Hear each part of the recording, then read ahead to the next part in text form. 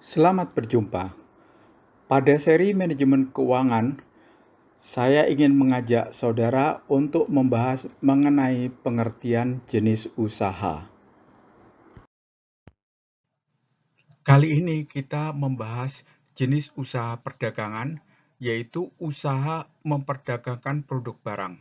Contoh perdagangan ekspor-impor, distributor, toko, hingga warung.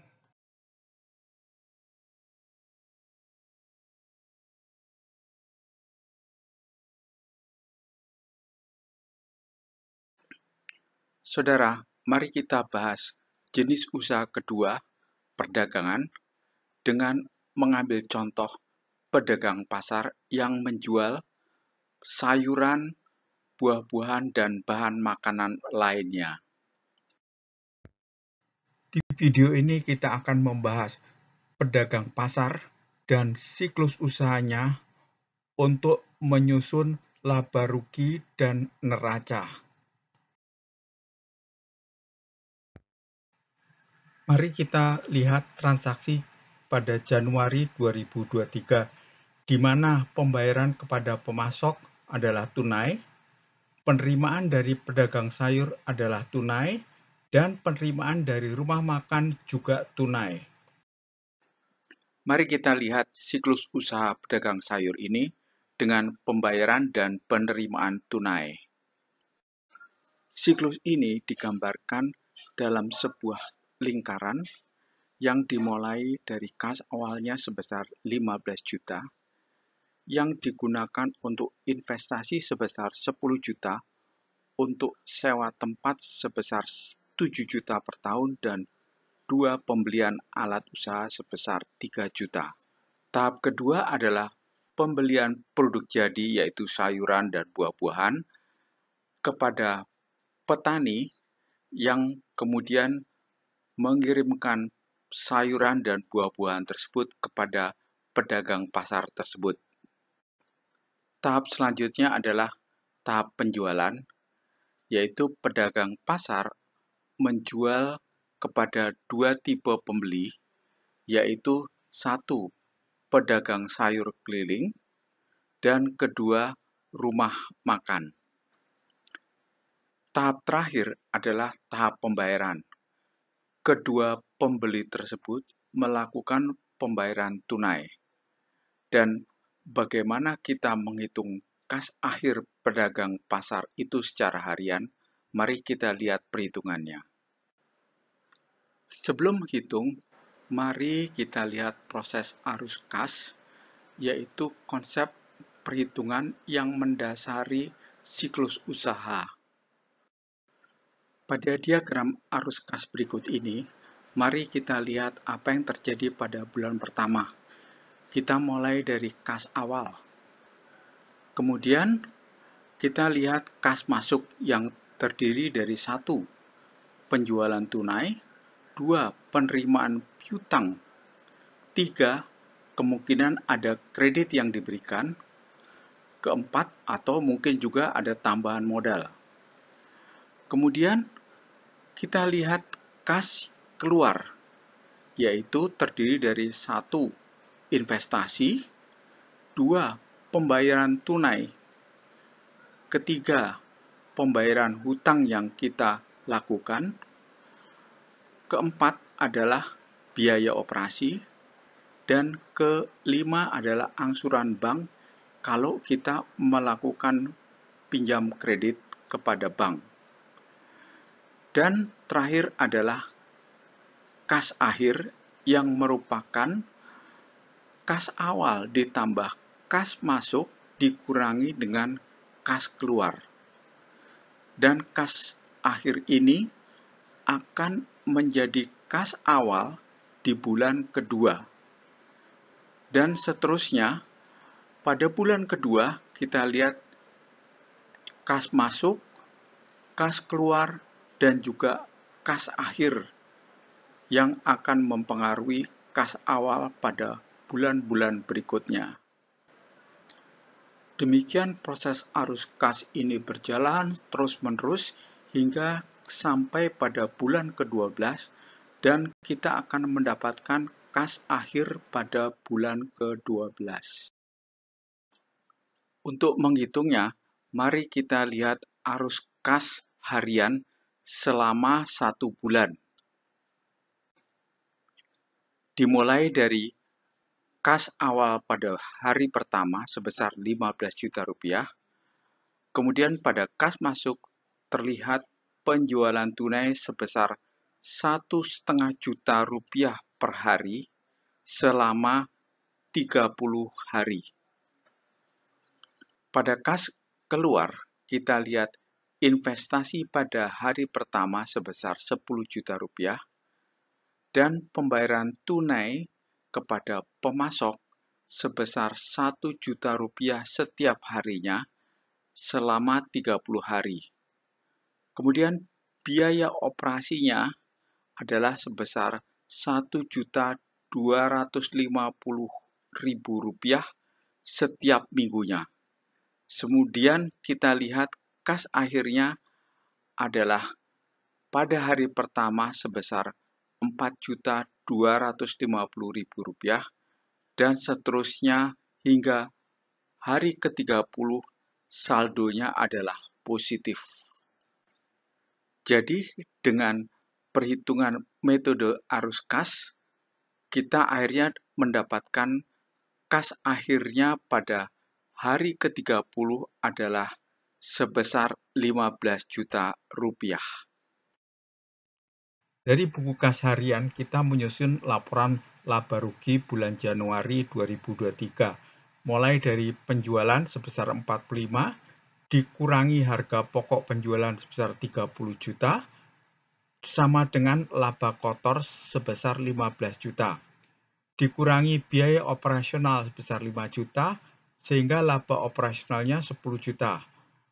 Ditambah pendapatan lain sama dengan 0, dikurangi biaya bunga sama dengan 0, sama dengan laba prapajak sebesar 10 juta. Dikurangi pajak sama dengan 0, maka laba bersih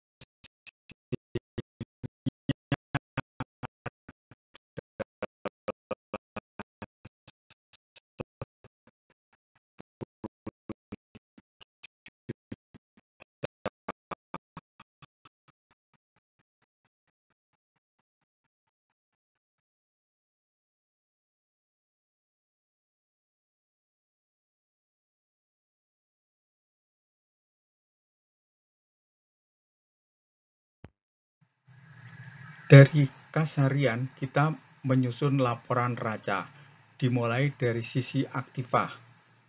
Kas akhir pada arus kas menjadi kas pada aktiva.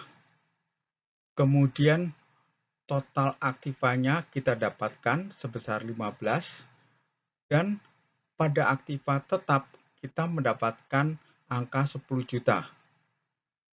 Dan aktiva tidak lancarnya jumlahnya 10 juta, sehingga total aktiva adalah 25 juta.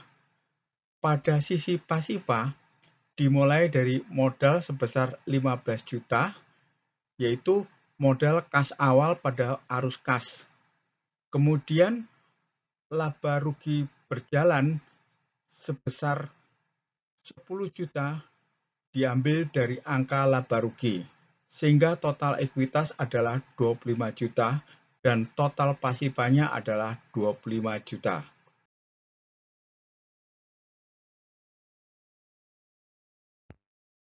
Dan inilah hasil penyusunan neraca dan laba rugi pada bulan Januari.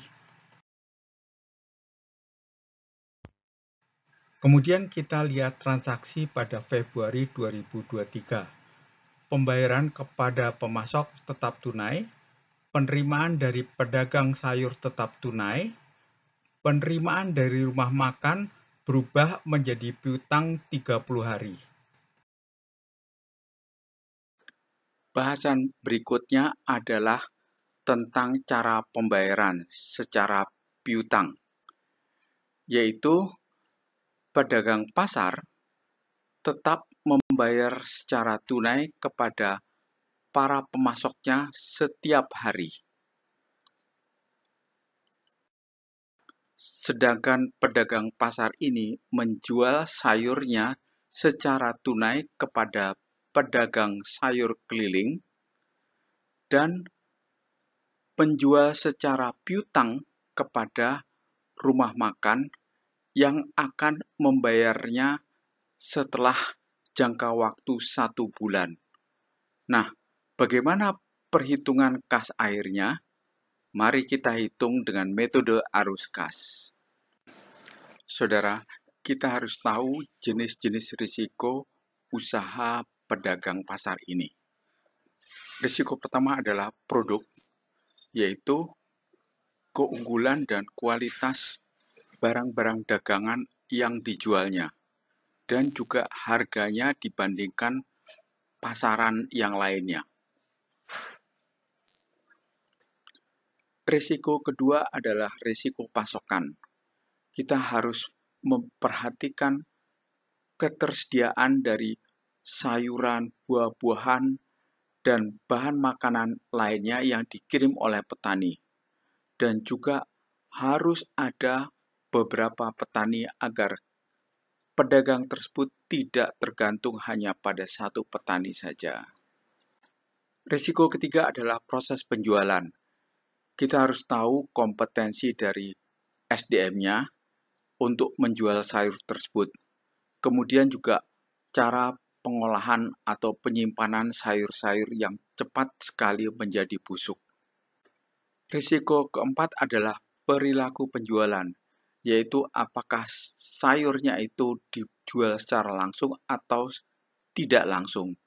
Kemudian juga harus diperhatikan musim-musimnya, apakah sayur tersebut atau buah-buahan tersebut ada pada musim-musim tertentu. Risiko kelima adalah pembayaran. Ini yang paling penting karena kita harus menjaga agar tidak terjadi tunggakan piutang yang akan mengganggu arus kas pedagang pasar ini. Sebelum menghitung, mari kita lihat karakteristik arus kas pedagang pasar dengan skema pembiayaan seperti ini. Cara pembayaran pedagang sayur keliling digambarkan dengan kotak berwarna abu-abu. Sedangkan cara pembayaran rumah makan digambarkan dalam kotak berwarna biru muda. Mari kita lihat arus kasnya pada bulan pertama. Dengan cara pembayaran oleh pedagang sayur keliling secara tunai, maka pedagang pasar akan menerima dana harian yang dimasukkan ke dalam kas awal dan kemudian dibayarkan kepada para pemasoknya, sehingga sisanya disimpan pada kas akhir.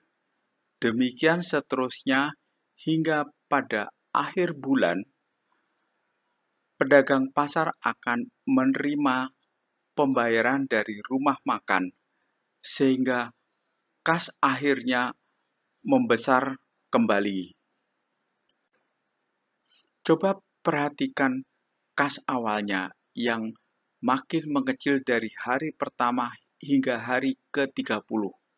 Sedangkan kas akhirnya hanya mengecil hingga hari ke-29 karena hari ke-30 menerima dana dari rumah makan. Demikian juga karakteristik ini berlaku pada bulan kedua dan seterusnya. Mari kita menghitung dengan metode arus kas. Terlihat bahwa penjualan petani sebesar Rp500.000 setiap harinya akan diterima mulai dari hari pertama hingga hari ke-30. Sedangkan penjualan secara piutang sebesar Rp1.000.000 per hari baru akan diterima pada hari ke-30.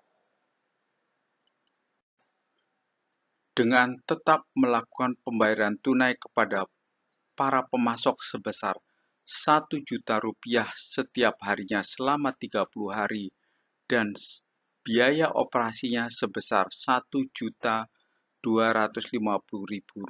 setiap minggunya, maka kita akan melihat pada kas akhirnya terjadi negatif mulai dari hari ke-8 hingga hari ke-29, dan pada hari ke-30 saldonya positif kembali karena telah menerima pembayaran dari rumah makan. Jadi dengan perhitungan secara metode arus kas ini, kita akan mendapatkan kas akhirnya adalah Rp17,5 juta, tetapi terjadi saldo negatif mulai dari hari ke-8. Kita tentu tahu bahwa saldo negatif itu tidak boleh terjadi, sehingga pedagang pasar ini butuh modal kerja. Dan bagaimana cara menghitungnya? Kita lihat pada metode arus kas berikut ini. Dengan mencoba berbagai angka, akhirnya kita mendapatkan angka tambahan kebutuhan modal yaitu 20 juta, sehingga kas akhirnya positif. Pada hari ke-30, kita lihat selain angka penjualan tunai, ada juga penerimaan piutang 30 juta pada hari ke-30. Dan ada biaya bunga sebesar 500.000. Sehingga kas akhirnya adalah 34,5 juta.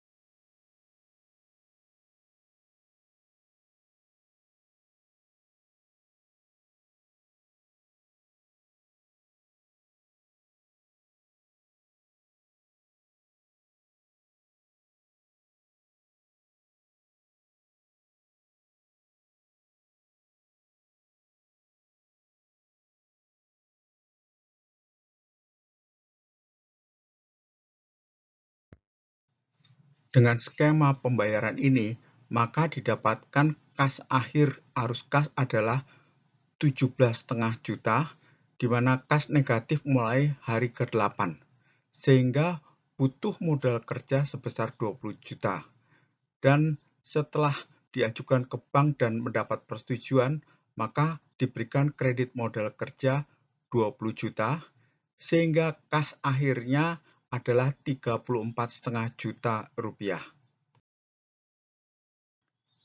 Dari laporan arus kas, kita dapat menyusun laporan laba rugi Februari 2023. Dimulai dari penjualan 90 juta, dikurangi harga pokok penjualan 60 juta, dapat laba kotor 30 juta, dikurangi biaya operasional 10 juta, sehingga laba operasionalnya 20 juta.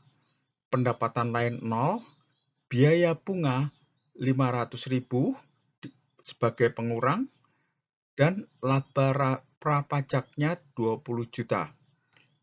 Dikurangi pajak sampai dengan 0, sehingga laba bersihnya adalah 19,5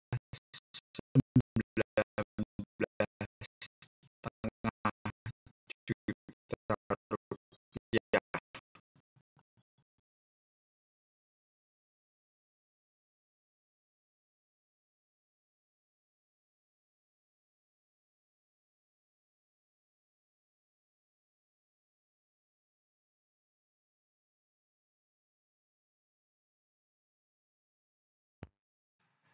Kemudian kita menyusun laporan neraca, yaitu mulai dari kas, kemudian aktiva tetap, sehingga kita mendapatkan total aktiva. Pada sisi pasiva, ada hutang bank sebesar 20 juta, modal tetap, dan laba rugi tahun berjalan, serta kita mendapatkan total pasiva.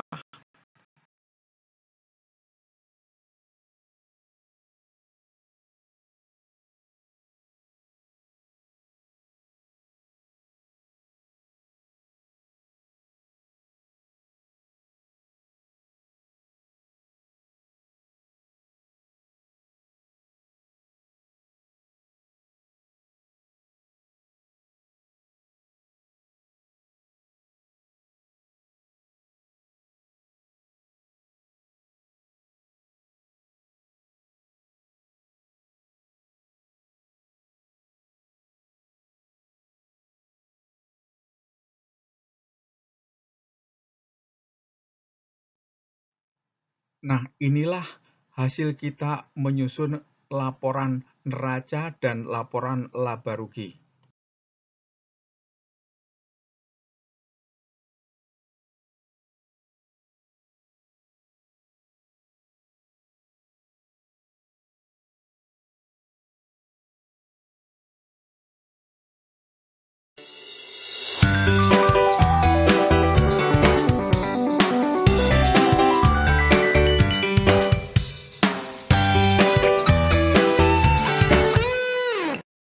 Demikianlah pembahasan kita kali ini, dan terima kasih. Sampai jumpa pada pembahasan berikutnya.